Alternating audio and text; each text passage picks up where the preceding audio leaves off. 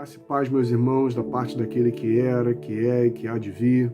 Estou nessa manhã de terça-feira, de março de 2020, para que a gente possa partilhar a palavra de Deus, para que a gente possa aproveitar, inclusive, aquilo que tem nos sido partilhado da parte de Deus conosco. Ontem o José Felipe colocou no grupo da igreja, a live lá do pastor Paulo Júnior, e foi algo muito edificante, algo muito impactante para o nosso coração.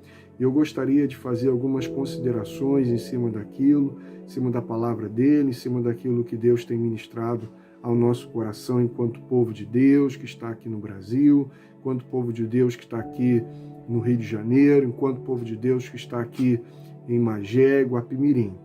É muito interessante, irmãos, aquilo que ele nos chama a atenção, de que todo esse evento está acontecendo exatamente nesse período da Quaresma, que é aquele período depois da quarta-feira de cinza, que se conta os 40 dias antes da Páscoa. A Páscoa vai falar da ressurreição, a Páscoa vai falar da nova vida, e esse período de 40 dias antes da Páscoa era exatamente o período onde a gente deveria parar e meditar. Parar não no sentido de parar a vida, mas parar de pensar a vida fora do seu propósito. Ou seja, de não ser regido pelas agitações, pelo corre-corre, não ser regido pelas urgências, pelas pseudo-prioridades, mas ser regido por aquilo que é essencial, aquilo que faz de fato a gente humano, aquilo que na verdade nos define enquanto seres humanos, seres que são divinamente criados para ser humanos. Por isso, ele mencionou esse período da quarentena, esse período onde nós estaremos meditando na palavra de Deus, meditando naquilo que é o significado da vida, naquilo que é o propósito da vida. E por isso, meu irmão, eu gostaria de perguntar a cada um de nós, que muitas vezes está se sentindo cativo, que está se sentindo prisioneiro, que está se sentindo enclausurado, que está se sentindo agoniado de ter que ficar aí parado. Quero dizer para você, meu irmão, que nós temos a mente de Cristo. A mente de Cristo é aquela que gera uma emoção. Aquelas pessoas que não são regidas pela mente de Cristo são aquelas pessoas que são controladas pelas emoções.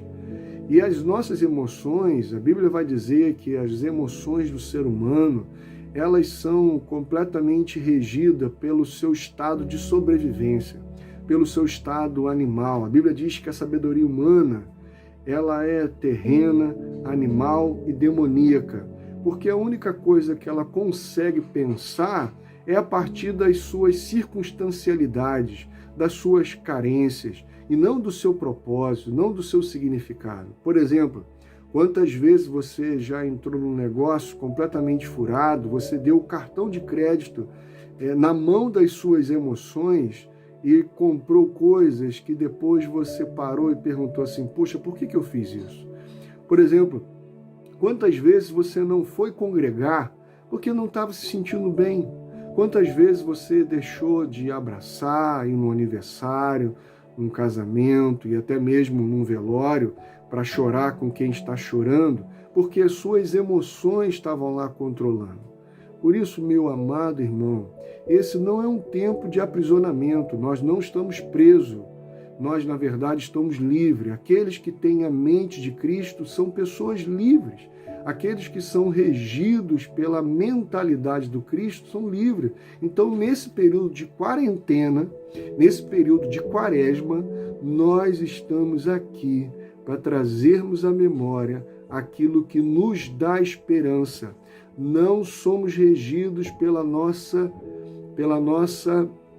agenda. Nós somos regidos pela vontade de Deus. Isso não significa, meu querido irmão, que tudo isso que está acontecendo de mal no mundo seja a vontade de Deus ou um juízo de Deus. Deus já havia predito isso, Deus já havia comunicado isso para nós por meio de Jesus Cristo, não como um decreto malévolo da parte dele, mas como alguém que conhece todas as coisas e sabe o que a humanidade iria passar, exatamente por ter se rebelado do centro da sua vontade. É interessante que às vezes a gente vê circulando na internet alguns posts, algumas pessoas postando vídeos, colocando alguns artigos, colocando algumas coisas como se isso tudo fosse um juízo de Deus. Meu querido, nesse tempo, o juízo de Deus se manifesta como misericórdia. Na cruz de Cristo nós vemos a justiça divina. Na cruz de Cristo nós vimos a justiça divina se manifestando, mostrando amor e misericórdia.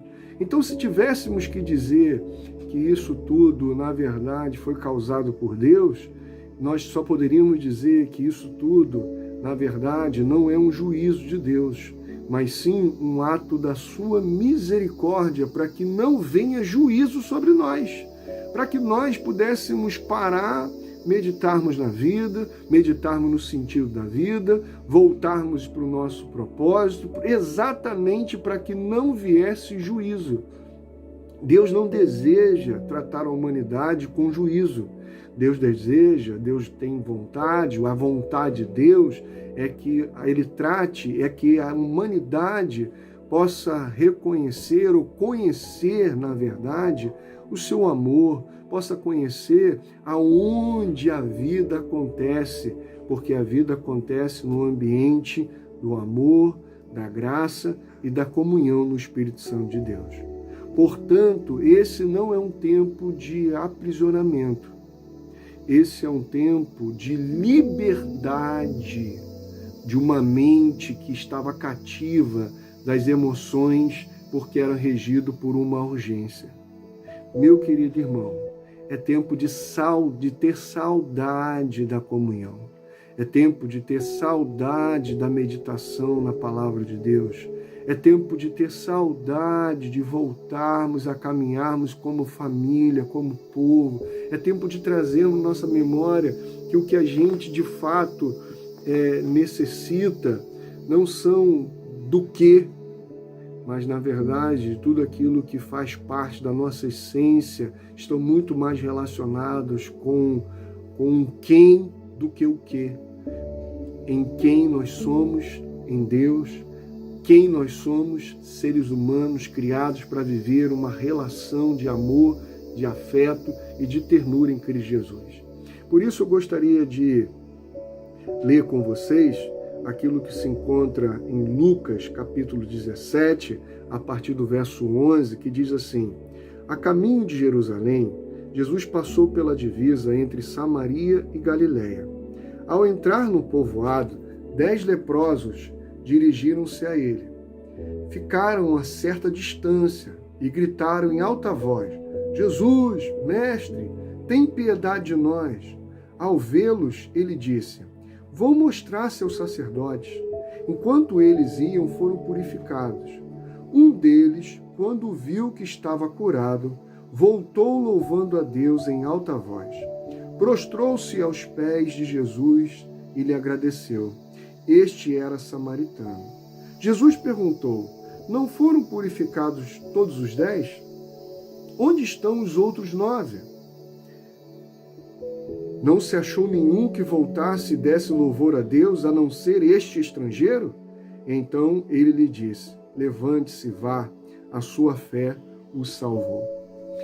Meu amado irmão, nesse tempo onde tantas pessoas estão em busca da cura e da solução, nós que somos filhos de Deus, nós estamos em busca de quê? Nós estamos em busca da solução ou nós estamos em busca do encontro com a nossa essência, com a nossa identidade, com o nosso propósito? A Bíblia relata que o único que voltou aqui, na verdade, era samaritano. Na verdade, esse texto aqui também é uma crítica aos crentes judeus, aqueles que eram crentes, aqueles que diziam ser conhecedores de Deus, aqueles que se diziam ser eleitos de Deus, aqueles que se diziam ser exclusivos de Deus. Eles só se ateram à cura ou melhor dizendo, só se ateram a serem saradas, mas não se ocuparam de entender que, na verdade, o que Cristo estava fazendo ali era para curá-los da enfermidade que mata a gente. A enfermidade que mata a gente é vivermos segundo as nossas necessidades. A enfermidade que mata a gente, como foi bem dito lá, é, na verdade, colocar todas as nossas potencialidades, nossos recursos, tudo aquilo que temos, todas as nossas habilidades para servir ao nosso instinto de sobrevivência. Aquilo que nos torna mais animais é exatamente colocar todas as habilidades que Deus nos deu para servir a nós mesmos, para servir a minha própria existência. A Bíblia diz que eles foram até Jesus de Nazaré, clamaram a Jesus de Nazaré à distância, Jesus de Nazaré os sara, e depois que eles foram sarados, eles voltaram para a sua vida normal. Meu irmão, depois que nós formos sarados, porque nós seremos sarados enquanto humanidade, a humanidade vai passar por isso, como é que vai ser a sua vida depois disso tudo? Você vai voltar à sua vida normal? Vai viver usando todas as habilidades, todos os recursos que Deus tem, que Deus deu a você, para que você cuide apenas de você? Você vai usar todas as suas habilidades, todos os seus recursos, tudo aquilo que Deus fez em você, para que você use tudo isso como um meio da sua sobrevivência? Meu querido, tanto talento de Deus há em você, tanta inteligência de Deus há em você, tantos recursos de Deus há em você, e você acha que Deus colocou tudo isso apenas para que você obtenha um salário e sobreviva? Isso é pequeno demais. É aquilo que foi mencionado no vídeo, foi mencionado no comentário dele. Meu querido, quando Jesus foi tentado lá no deserto, a tentação foi exatamente essa.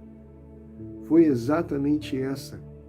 Use o seu poder para que você possa sobreviver, transforme essa pedra em pão, use aquilo que Deus deu a você para que você possa cuidar de si e resolver os seus problemas.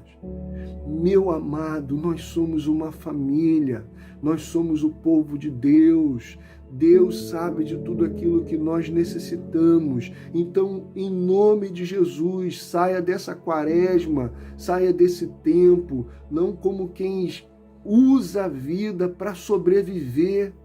Meu querido, você alega não ter tempo para comunhão. Você não consegue sentar com seus irmãos no domingo e estudar a palavra de Deus. Você não consegue estudar em família para estudar a palavra de Deus, para meditarmos na palavra de Deus. Você não consegue andar. Há quanto tempo, há quantos meses você não é frequente, você não é assíduo, você não tem uma continuidade, quanta inconstância, quantas vezes você já colocou a mão no arado e olhou para trás, exatamente porque a urgência da sobrevivência tem regido a sua vida. Meu amado irmão, em nome de Jesus, que a gente saia desse período de quarentena, desse período de quaresma, não de confinamento, mas nesse momento de pensamento, não mais regidos pelas nossas emoções, mas regido em nome de Jesus por essa mente de Cristo. Nós temos a mente de Cristo. Quem será nós? Quem seremos nós nessa história narrada aqui pelo evangelista Lucas? Nós seremos aquele que vai voltar para Jesus, aquele que vai se voltar para Jesus, não porque teve as suas circunstâncias saradas, mas porque viu em Jesus a fonte da vida, viu em Jesus o propósito da vida. Ou você, depois que receber toda a cura, toda a resolução das suas problemáticas circunstanciais vai voltar para a sua vida. É comum as pessoas às vezes me ligar e dizer assim, pastor, eu quero retomar minha vida. Eu quero retomar minha vida, não aguento mais essa condição. Meu querido irmão, a vida não foi feita para que você a tenha nas mãos.